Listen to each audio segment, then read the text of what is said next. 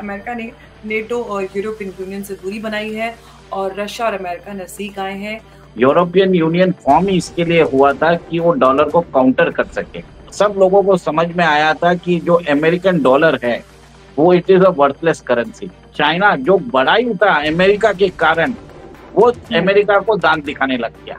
आज America WTO से बाहर निकल रहा है, डब्ल्यूएचओ से बाहर निकल रहा है, और उसने नेटो के अंदर सब यूरोपियन यूनियन को बोल दिया आप अपने खर्चे बढ़ाओ, नहीं तो मेरे पास पैसे नहीं है तुमको देने के लिए।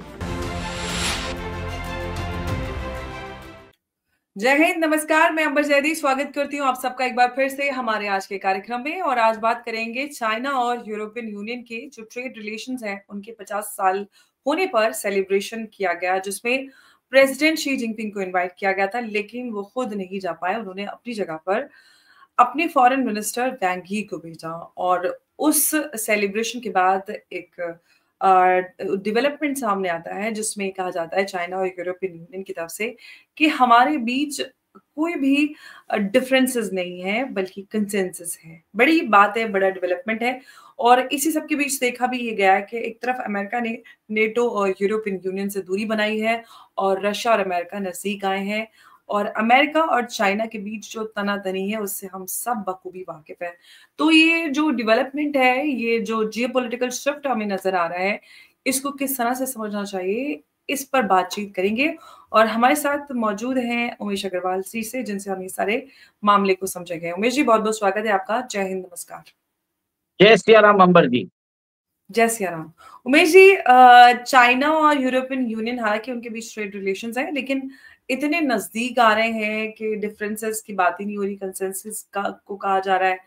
दूसरी तरफ अमेरिका ने दूरी बनाई है यूरोपियन यूनियन नेटो से, रशिया अमेरिका नजदीक आ रहे हैं। तो कैसे इस पूरे इक्वेशन को समझा जाए? ये एक नया रिश्ता बनता जा रहा है। जी। देखिए, आपको मालूम होगा कि 2000 में यूरोपियन यूनियन फॉर्म हुआ था। यूरोपियन यूनियन फॉर्म ही इसके लिए हुआ था कि वो डॉलर को काउंटर कर सके। और आपको हाँ जी। मालूम है कि 2000 के अंदर ही चाइना को डब्ल्यूटीओ में एंट्री मिली थी, और उसके बाद उसका जो एक ग्रोथ पीरियड स्टार्ट हुआ था। तो कहीं ना कहीं अमेरिका क्या हो रहा था उस समय, अफगानिस्तान वॉर और बाकी जियो पॉलिटिकल कॉन्फ्लिक्ट में घुस चुका था। उसको चाहिए था कि उसका जो मिलिट्री काम है वो अमेरिका खुद कर सके। जो इकोनॉमिक जो बोलते हैं ना, छोटा मोटे काम और जो इंडस्ट्रियल काम, उसने चाइना को करने दिया। तो अमेरिकन कंपनीज ने इन्वेस्ट किया चाइना में, और अमेरिकन कंपनीज ने वही टेक्नोलॉजी भी चाइना को दी, और चाइना ने इसको पूरे हाथों से ग्रैब किया। उन्होंने उसका स्केल बढ़ाया, और आज वो फैक्ट्री ऑफ द वर्ल्ड हो चुके हैं। देखिए, चाइना क्या धीरे धीरे बढ़ रहा था। चाइना ने अपनी मैन्युफैक्चरिंग कैपेसिटी बढ़ाई, और जैसे ही अमेरिका से टेक्नोलॉजी मिली जो वो इंडस्ट्रियल यूज के लिए करते थे, उसके अंदर वो मिलिट्री एप्लीकेशंस के लिए भी यूज करने लग गए। और यहाँ पे बात करता हूँ कि आपको मालूम पड़ा कि 2008 में क्राइसिस आया था, सबप्राइम क्राइसिस आया था। तब सब लोगों को समझ में आया था कि जो अमेरिकन डॉलर है वो it is a worthless currency. तो आपने देखा कि उसके बाद सब लोग अपनी अपनी करेंसी बढ़ाना चालू कर रहे थे। चाइना भी पीआरआई प्रोजेक्ट चालू किया उसने 2012-13 में, और उसके बाद ही ये बेल्ट एंड रोड इनिशिएटिव, फिर बाद में जिस हिसाब से इंटरनेशनलाइजेशन ऑफ यॉन चालू कर दिया था, ये लोकल करेंसी ट्रेड चालू कर दिया था। अमेरिका देख रहा था कि एक तरफ नेटो के अंदर उसका यूरोपियन यूनियन के साथ एक अलायंस चल रहा है कि उसमें सारे खर्चे अमेरिका खुद कर रहा है, और यूरोपियन यूनियन उसमें कोई खर्चा नहीं कर रहा। तो अमेरिका का फिस्कल डेफिसिट बढ़ता गया, और चाइना जो बड़ा ही था अमेरिका के कारण, वो अमेरिका को दांत दिखाने लग गया। तो डोनाल्ड ट्रंप एक बिजनेसमैन है, उनको समझ में आ गया कि इन दोनों का गेम प्लान क्या है। तो आपको मालूम होगा कि जनरली बात बोला जाता है कि 2016 का जो यूएस प्रेसिडेंशियल इलेक्शन है, उसको ऐसा रशिया ने इन्फ्लुएंस कराया था कि हिलरी क्लिंटन जो जीतने वाली थी वो हार गई, और डोनाल्ड ट्रंप आ गए थे। तो कहीं ना कहीं एक तरह से लोग जो बोल रहे हैं कि इन दोनों के बीच में पुरानी दोस्ती है, possibility can not be denied. अब आप देखिए आज क्या हो रहा है। आज अमेरिका डब्ल्यूटीओ से बाहर निकल रहा है, डब्ल्यूएचओ से बाहर निकल रहा है, और उसने नेटो के अंदर सब यूरोपियन यूनियन को बोल दिया आप अपने खर्चे बढ़ाओ, नहीं तो मेरे पास पैसे नहीं है तुमको देने के लिए। ठीक है। अमेरिका आज अपने आप को डीलिंग कर रहा है, ये जितने भी ये ग्लोबल मल्टीलेट ऑर्डर है, जिसमें खर्चा अमेरिका को करना है, यूरोप मजा लेगा और चाइना ग्रो करेगा। ये मॉडल से अमेरिका बाहर निकलता जा रहा है। और आपने देखा है कि अब अमेरिका क्या बोल रहा है, मैं मेक अमेरिका ग्रेट अगेन। कैसे? अमेरिका के अंदर आपको इंडस्ट्री लगानी पड़ेगी, अमेरिका के अंदर आपको शिपिंग इंडस्ट्री लगानी पड़ेगी, अमेरिका के अंदर ऑटो इंडस्ट्री लगानी पड़ेगी, अमेरिका के अंदर सेमीकंडक्टर इंडस्ट्री लगानी पड़ेगी। अमेरिका को जो भी चैलेंज करेगा डॉलर को, मैं उसके ऊपर सैंक्शन लगाऊंगा।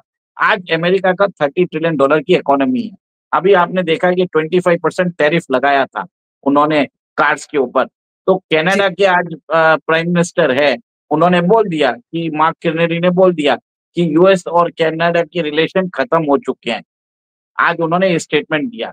इसका मतलब ये है कि वर्ल्ड ऑर्डर में चेंजेस आना चालू हो गया है, टेक्टोनिक शिफ्ट है ये। और जो ये ईयू और चाइना का जो खेल है, टैंगो है, वो सबको दिखने लग गया। आपने जैसे बताया कि 50 इयर्स ऑफ सेलिब्रेशन उन्होंने चालू किया था। शी जिनपिंग को उन्होंने न्योता दिया था, पर शी जिनपिंग नहीं गए क्योंकि सब लोग बोल रहे हैं उनके पास उनकी कोई ब्रेन की बीमारी है। जैसे बाइडेन ने जाके अपना मजाक बनाया था हर जगह जाके। Xi Jinping is very conscious. वो नहीं चाहते थे कि चाहते हैं कि उनकी बॉडी लैंग्वेज ऐसी है, कोई उनकी वो बीमारी पकड़ सके। तो शी जिनपिंग नहीं जा रहे हैं, वांग ही गए। वांग ही ने क्या बोला, हमारा कंपटीशन नहीं है हम दोनों के बीच में, कोलैबोरेशन, हमारे पास अपॉर्चुनिटीज ऑफ कोलैबोरेशन इतना है कि कंपटीशन एग्जिस्ट ही नहीं करता। कंसेंसस इतने हैं कि डिफरेंसेस बहुत छोटे लग रहे हैं। तो हुँ, आपको ये भी मालूम है कि यूरोपियन यूनियन ने बहुत हद तक जो यूरोपियन यूनियन के बैंक्स है, वो चाइना के अंदर उन्होंने इन्वेस्ट भी किया है उनके प्रॉपर्टी सेक्टर बूम में। और आपको ये भी मालूम है कि चाइना और यूरोपियन यूनियन बहुत हद तक ये लोग दोनों जने बहुत सालों तक they were working together secretly to dethrone the dollar. जो बात होता था कि रशिया करना चाहता था, रशिया तो कभी करना ही नहीं चाहता था। इनफैक्ट रशिया तो G7 का मेंबर था, जी, और उसको G8 बना दिया था। रशिया को तब प्रॉब्लम हुआ जब उसकी टेरिटोरियल इंटीग्रिटी में प्रॉब्लम हुई। उन्होंने 2014 में जब क्रीमिया लिया तो उनको हटा दिया गया। रशिया ने एक ही चीज़ बोला यूक्रेन को, आप नाटो जॉइन मत करिए, आप ईयू जॉइन कर लीजिए, आप ईयू के साथ ट्रेड बढ़ाइए, हमको उससे कोई फ़र्क नहीं पड़ता। आप यूरोपियन यूनियन देख लीजिए ना, यूरोपियन यूनियन में क्या है, 27 स्टेट है, उसमें यूके नहीं है। नाटो है, नाटो में 32 स्टेट है। तो एक हुँ, तरह से शेंजन एक अलग एरिया है। तो हुँ, यूरोपियन यूनियन में भी मल्टीपल ब्लॉक्स है। वेस्टर्न यूरोप और ईस्टर्न यूरोप फ़र्क है। और एक तरह से अब ये क्या हो रहा है कि अमेरिका बोला मुझे ये सब झंझटों से नहीं पड़ना है, मुझे अपने फ़ायदे से मतलब है। और आप लोगों को मालूम पड़ गया कि मेरा डॉलर अभी वर्थलेस है। आप लोग मेरा डॉलर कितने दिनों तक यूज़ करोगे मुझे नहीं मालूम। आप अपना ट्रेड आप लोकल करेंसी में कर रहे हो। चाइना युआन में पेट्रोल ले रहा है, ठीक है? तो इसको सब समझ में आ गया। तो अमेरिका अब क्या है, ऑल आउट वॉर पे जा चुका है, अपना डॉलर बचाने के लिए। अब उसने पार्टनरशिप किया है, अब अमेरिका पार्टनरशिप कर रहा है रशिया के साथ। आपको मालूम होगा even during the height of the Ukraine war, Russia अपना न्यूक्लियर जो यूरेनियम है, वो अमेरिका को देता था।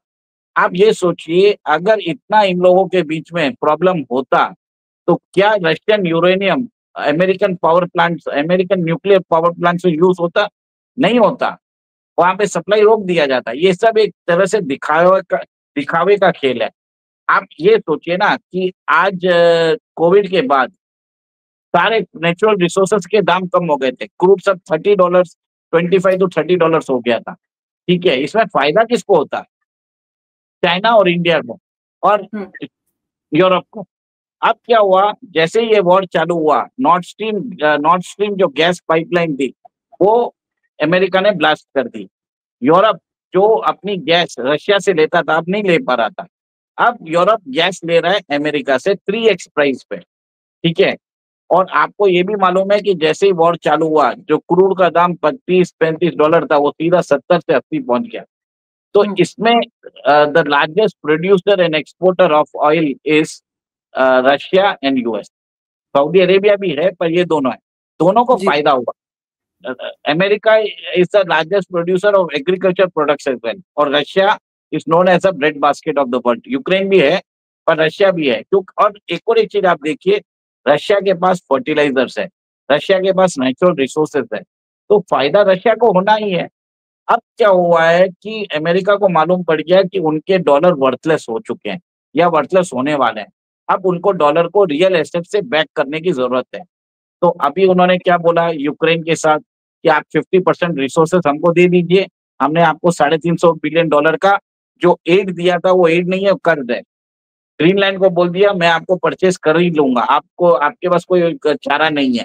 ठीक है, ग्रीनलैंड जो आइलैंड है उसमें हार्डली 60,000 लोग रहते हैं, 56,000 टू 60 to 65,000 मैक्सिमम। ठीक है, कनाडा को तो ट्रम्प साहब बोल ही रहे हैं 51st स्टेट बना ही देंगे हम उनको।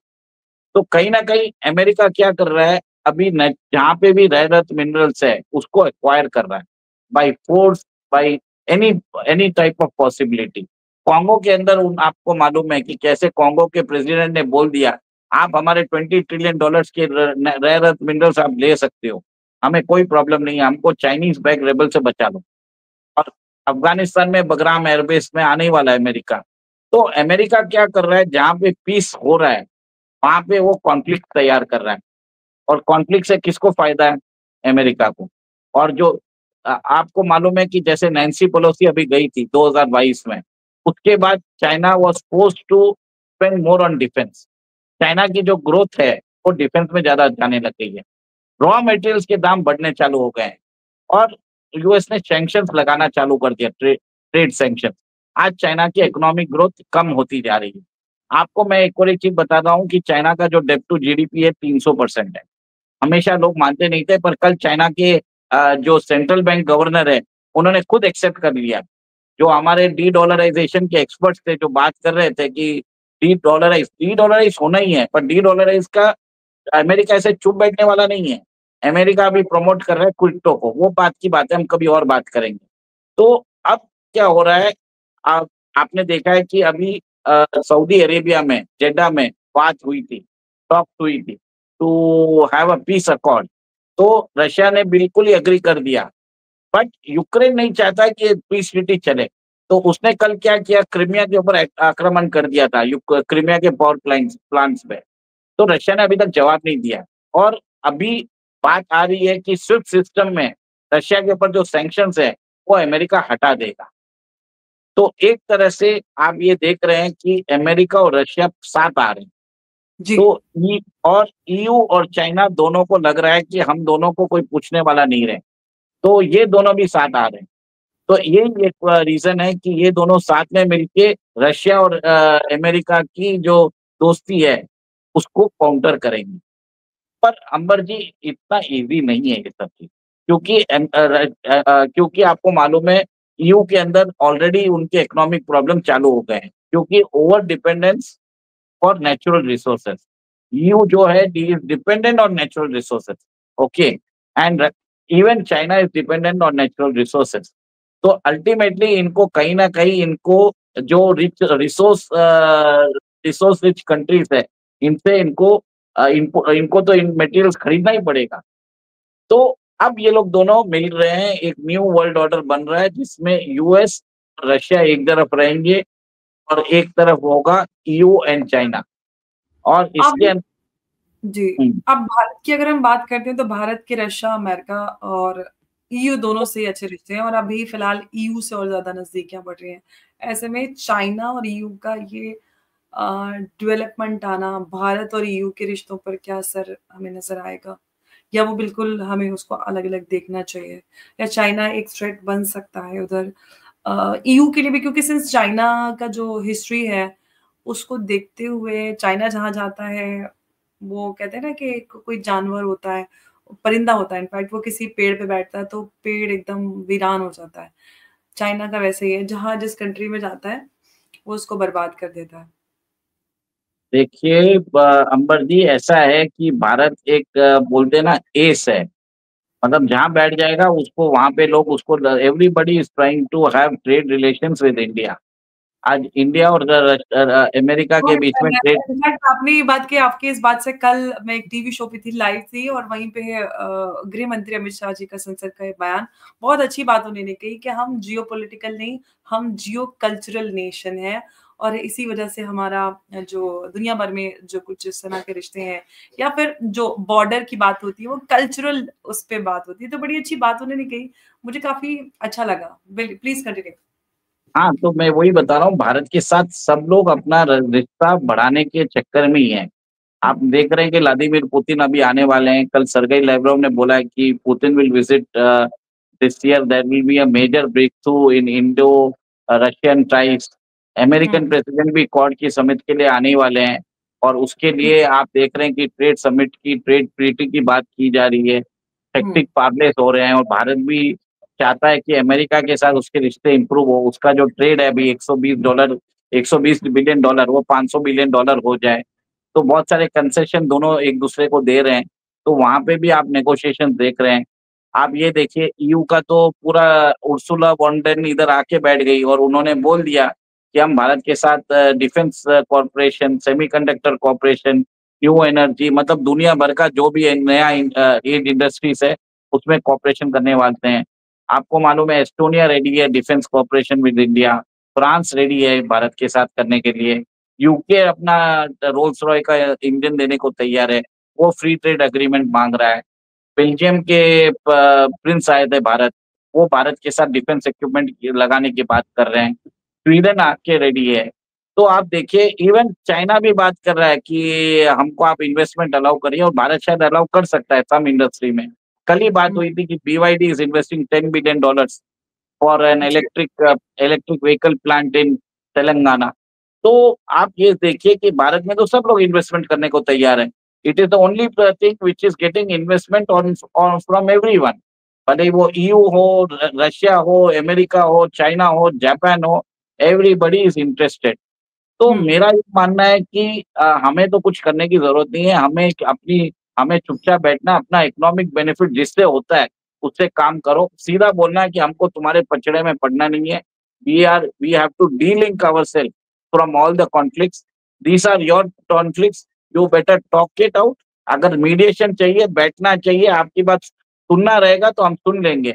हम उसको मीडिएशन करके आप दोनों के बीच में दोस्ती करवा देंगे। इतना काम कर सकते हैं, और उस दोस्ती में आपको हमारा ट्रेड बेनिफिट भी देखना पड़ेगा। भारत को इतना ही करना, और भारतीय सरकार वही कर रही है। आप देख लीजिए, अजीत डोभाल भी वही काम कर रहे हैं, और हमारे जयशंकर साहब भी वही काम कर रहे हैं। तो इट्स अ गुड थिंग। हमें किसी के पछड़े में पड़ना भी नहीं है। हमें ये भी देखना है कि हमको ना तो अमेरिका का जो बोलते हैं फ्रंट रनर बनना है, ताकि वो चाइना के अमेरिका चाहता है कि चाइना के साथ उसका और पॉसिबल है। में चाइना का, हमको अमेरिका का जो बोलते हैं ना फ्रंट लाइन सोल्जर नहीं बनना है कि चाइना के साथ जाके भिड़ जाओ। हमको चाइना से भिड़ेंगे जब हमको लगेगा कि चाइना ने हमको प्रॉब्लम किया है, क्योंकि अमेरिका हमारी हेल्प के लिए नहीं आता। तो भारत की पॉलिसी वेरी मच क्लियर है कि स्ट्रेटेजिक ऑटोनॉमी रहेगी, ऑपरेशनल ऑटोनॉमी रहेगी, हमारी रहेगी। हमारी फॉरेन पॉलिसी हमारे इंटरेस्ट के लिए रहेगी, आपके इंटरेस्ट के लिए नहीं रहेगी। हाँ Ambar ji, we will be doing for our own strategic autonomy. Bharat hmm. किसी का भी वो बोलते हैं ना, वो डर्टी वर्क करने वाला नहीं है। तो जी। इसी के कारण उसके जो ट्रेड रिलेशन है, उसके जो डिप्लोमेटिक रिलेशन है, सबके साथ अच्छा रहने की जरूरत है। और सब लोगों के अगर डिफेंस इंडस्ट्रियल कॉम्प्लेक्स भारत के अंदर बन जाते हैं, तो इसमें भारत का बहुत बड़ा फायदा होता है। और भारत के जो प्रधानमंत्री है, भारत के जो गृह मंत्री है, सब लोग समझ चुके हैं ये चीज। और मेरा भी मानना है कि आगे जाके India will able to navigate the ties with all this countries, all the block in in this format. बिल्कुल। और हम ये बदलते हुए जो जियोपॉलिटिकल सिनेरियो है या एक न्यू वर्ल्ड ऑर्डर जो डेवलप हो रहा है, वहां पर हम इंडिया की पोजीशन की बात करते हैं। ये चर्चा काफी सालों से होती है कि न्यू वर्ल्ड ऑर्डर है, न्यू वर्ल्ड ऑर्डर में भारत खुद को कहाँ पे पाता है। एक बड़ी चर्चा है, बड़ी डिबेट है और बड़ी चर्चा का विषय भी है। आप इस न्यू वर्ल्ड ऑर्डर में भारत को कहाँ पाते हैं? भारत का क्या स्थान आपको नजर आ रहा है? देखिए, न्यू वर्ल्ड ऑर्डर ऐसा बनेगा कि जो अमेरिकन कॉन्टिनेंट है, नॉर्थ अमेरिकन कॉन्टिनेंट, वो पूरा अमेरिकन स्फीयर ऑफ इन्फ्लुएंस में चले जाएगा। इवन कनाडा, पहले तो Greenland will become part of America.